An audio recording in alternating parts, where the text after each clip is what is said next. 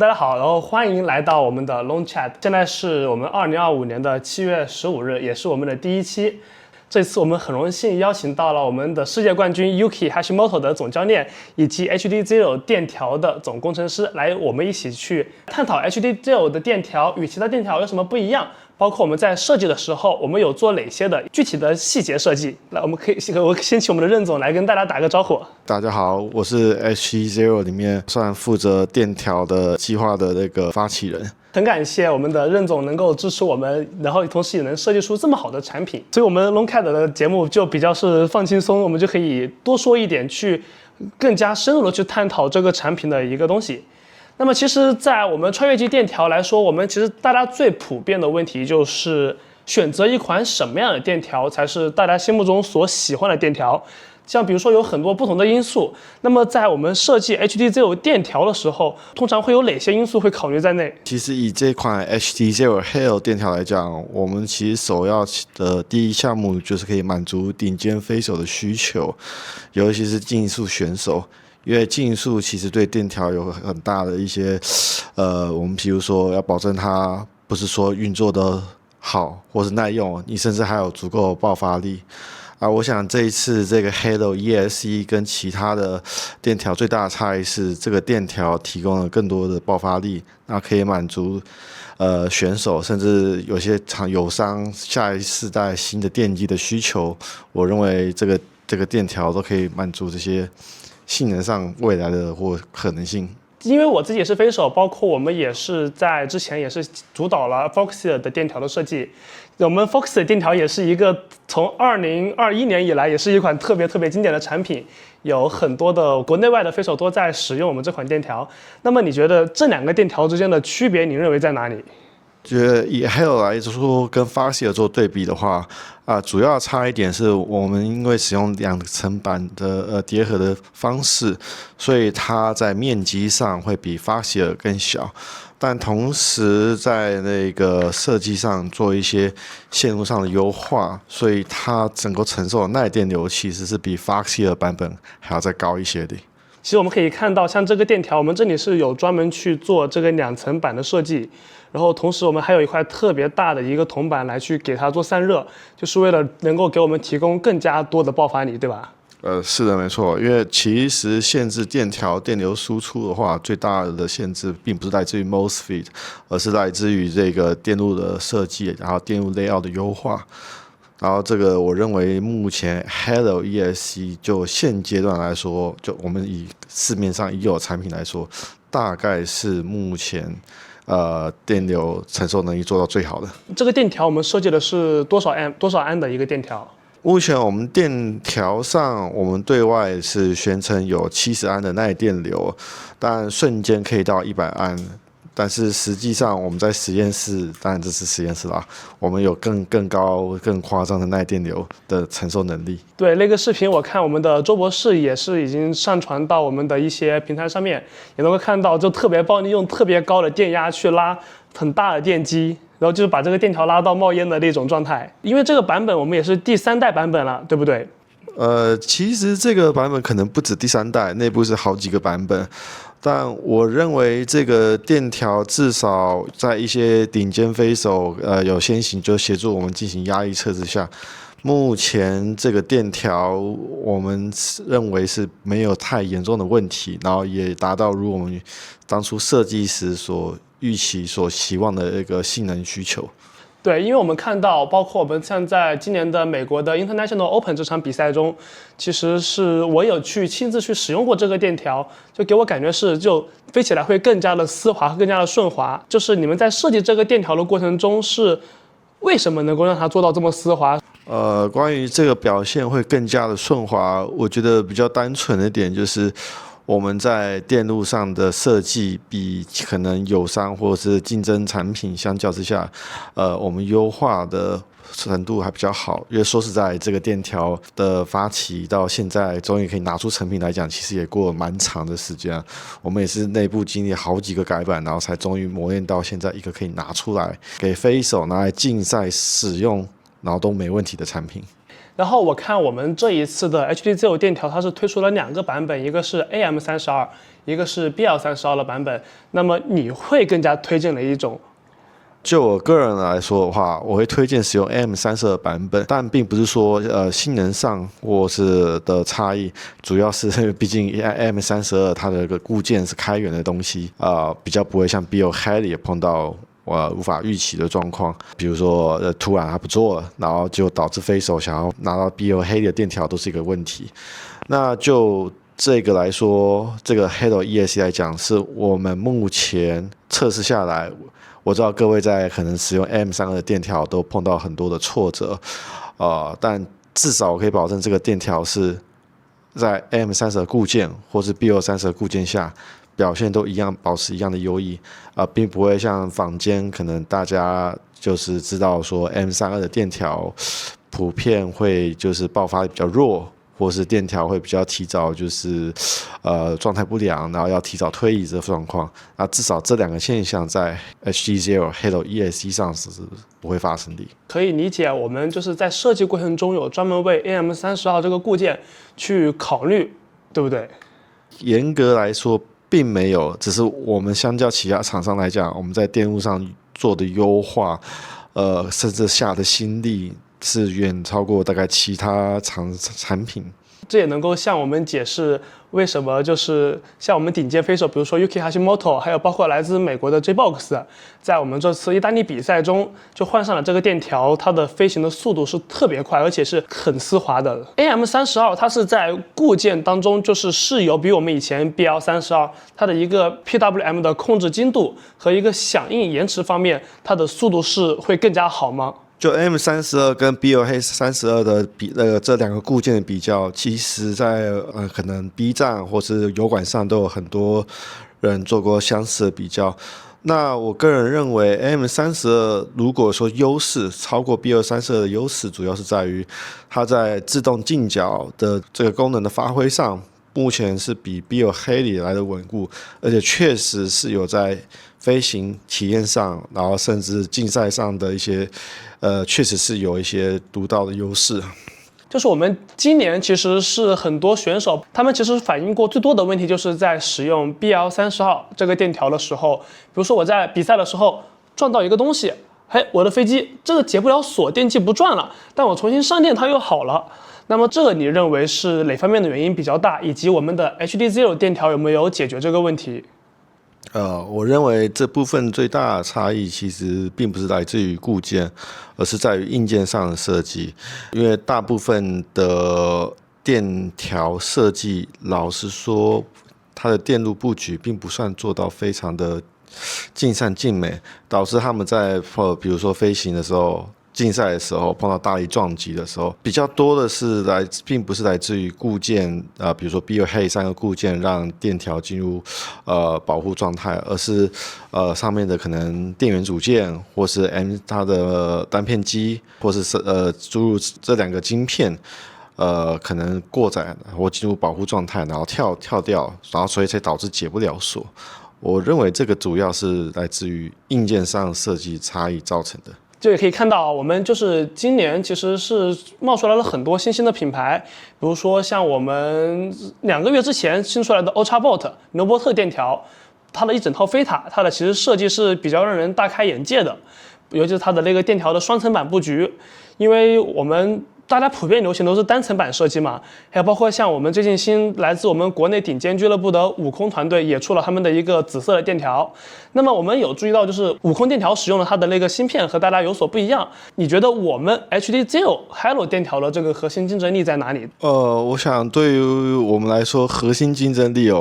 应该是这个电条跟我们的 Halo FC 的配合度很高，随插即用。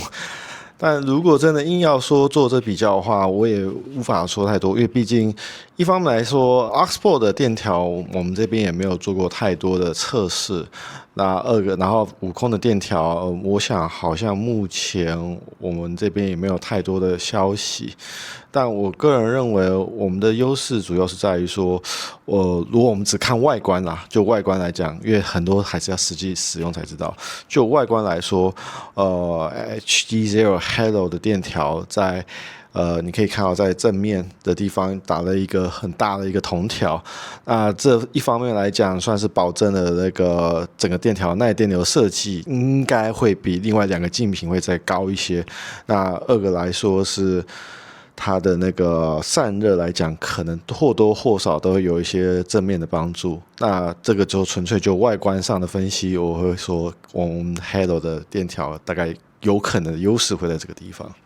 对，其实因为大家普遍上竞速飞手都使用的是我们 HD Zero 的图传系统，这个是我们 HD Zero 可以跟我们的飞控系统直接插，然后图传和飞控也可以直接对着线插。那么这就意味着我们的选手只需要去焊接我们12根电机线，就可以去飞行了。其实包括像我们也可以注意到，国内外一些顶尖的飞手，他们是不喜欢在电条上面去加装我们电容的。那么对于这方面你有什么意见？关于电容来说，其实我个人还是会建议电容能装的时候就装。虽然一些顶尖选手在使用 H10 Halo 的飞控跟 Halo 的电条的时候，确实不需要装电容，也可以保持顺畅的运转。但是我们无法保证说，比如说 Halo ESC Halo 电条和其他的飞控相配的时候，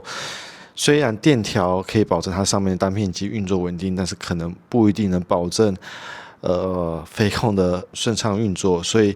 我个人还会建议是说，如果能装上电容，还是建议装上电容。好，那么其实我们就可以具体去邀请我们的世界冠军 Yuki Hashimoto 来去聊一下他的这个电条的实际的飞行使用体验。首先恭喜我们的 Yuki Hashimoto 在我们今年的大部分比赛中都拿到了我们的冠军的好成绩。我们有注意到你是从什么时候去开始测试我们的 HD Zero 这款电条？我开始测试这个电条是法国的 Paris Drone Show 的时候，那时候是第一次拿到这个最新的电条，然后直接在比赛装这个电条在飞，那时候是我第一次飞这个电条。我们在2023年的世锦赛上拿到一个特别不错的成绩，然后像这一次我们在 Paris Air Show 上换了上我们的 HD Zero 电条，后面一路过关斩将，几乎就是每一场比赛都拿了第一。我看您平时在飞的 Foxer 的电条对吧？就我们换到 HD Zero 这个电条的时候是有什么样的一个感觉吗？我觉得区别不是特别大，但是重点是 HD Zero 的电条是他们有做 M32。其实他们做的 M32的电条是真的特别好。反正你只要试过很多其他的 M32电条啊，什么其他电条都有一些，也不是说大问题，但是给我说有点在比赛是用不了。但是这个 A76电条是我在比赛中第一次飞都能飞得到我的最好的成绩，那这个意思就是只是特别好的电条了。对，这个是也可以。我们像刚刚我们跟我们的任总也提到过，我们在设计这款电条的时候，它是有专门为了去适配我们的高响应的电机因为现在电机做的越来越动力越大，响应越快了，尤其是我们像我们的 VCI LT 电机以及我们即将发布的新款电机神秘新款电机，那么我们 HD Zero 的电条都对这些电机有一定的优化。它同时也提供了更大的爆发能力。像我们只换了电条的情况下，你觉得它的动力是有更加大吗？如果说我觉得用M32 A70电条时，我的手感我觉得更大力，然后就是很容易可以拿到最好的成绩。你不需要飞那么多颗电池去刷成绩，你就飞1-2块电池，你已经能拿到最好的成绩。如果飞这个 A70电条的话，像我们之前试过哪些家的 AM32的电条？其实我以前有试过的 Rush 的 M32电条，然后我出了一点点问题，之后是没有测试。但是我听过很多人，我的朋友也是，很多飞手都说 M32是有一些电条是能飞，但是还是比 M32比较快 ，M32不够有一点。速度比较慢一点点，然后手感完全不一样。对，就是在我们去年的，其实 AM32也是在BL32停产之后推的比较凶猛的一个电条固件的版本。那么 AM32其实在去年有很多各种各样的小 bug， 包括我们像很多的 B 站、YouTube 上面都有视频来去向大家介绍。其实我们也很感谢 HDZO 能够去为 AM32去做一个更加完整和更加完善的一个平台，能去提供飞手一个更好的产品。因为据我们所知啊，电条是差不多是2年左右，2到3年几乎都没有一个比 Foxy 要更好的一个电条出来了。那么可以介绍一下你现在使用的一些配置吗？你的飞塔制这个电条你搭配什么样的飞控去做的？和这个电条我和 THAVI 的飞控 F7一起飞，其实现在完全没有问题。然后我还要再用 VCR 的 LT、VCR 的207 Pro， 一个是2160 kV， 然后另外一个是2110 kV 的电机。现在然后桨叶是用5129和51366，其实2个桨叶都是速度很快的桨叶嘛，但是这现在完全没有问题。就像比如说我们有很多选手在对于电条调参这方面是有很多的问题，你觉得就是电条在不同的 PWM 频率之下，它的对于你的操控精准度有多少的影响，以及 AM32是否给你提供了一个更加好的一个油门的响应和它的一个精准程度？ AM32对你是否提供了一个更加线性的一个控制体验？就是如果说 PWM 其实区别也没那么大，然后对我试过好多次其他的设定，但是给我说手感是差不多一样的。给我说 AM32的现在油门的手感是确实和其他的是有点不一样，然后这手感反应特别好。它那个是确实你想飞多快，你想变慢一点，就是假如说你有点紧张啊什么，在比赛的时候，确实你把油门搞低一点，还是搞推一点点，这个手感是特别好，你很容易控制你的飞机的速度。那就我们是不是可以这么理解 ，HDZO 它的搭配在 AM32这个平台上面，它所给大家带来很跟手，你想让它有多少速度就有多少速度，不像比如说其他的电条它可能会给你稍微多一点点、少一点的这种感觉。对，就这种状态，对吧？那么其实，在你测试过程中，你觉得 HDZO 目前这个电条有什么需要改进或者是比较好的地方？给我说，其实需要改的地方其实是没有。然后这个电条的好的地方是，你可以选 M33，你可以选 BL32。然后其实你可以看这个电条，就是这个电条的好的地方就是你有这 XC60的焊的地方有两边都可以焊，对不对？就是说如果你坏了一批，但是你还可以继续用，不需要修，也不需要改新的电条。然后这个电条的飞的手感是特别好，我刚刚也说了，这个油门控制也特别舒服。然后其他一些，假如说你推很多的时候转弯啊什么的时候是特别舒服，完全不会抖，一点都没有问题的电条。那么我像平时我们训练的情况下的话，是不是一台飞机会一直不停的飞？就是这块电飞完之后换个电池立马就去飞。那么这个时候就会造成一个电条的飞塔就和电机会温度比较高，对不对？那么比如说像我们连续飞10块电、20块电，这个电条会有任何问题吗？我试过连续飞15多块的时候是完全没有问题。然后天气那时候外面的温度是大概30度左右。不是特别高，也不是特别低，就是比较普通，就是刚刚很舒服的那种天气。然后我连续飞，其实也推了很多，15多块里面其实8、9块大部分都是推的。那时候其实确实温度是有点高，但是完全没有问题。就像你刚刚说了，我们这个电条它好在它是双面焊盘，像我们之前 Foxy 它的整个电条它是不是会经常遇到机臂炸出去之后会带着这个焊盘一起扯掉？我想这个也是我们任总在设计过程中所起到的一个小心思。我们还有不到20多天就要去比我们的在成都比的 World Game 了，同时也预祝你能够在这次比赛中再次斩获我们的世界冠军。那么你已经有给你的这次 World Game 的飞机有准备好使用这个电条了吗？我是会用这个电条去 World Games，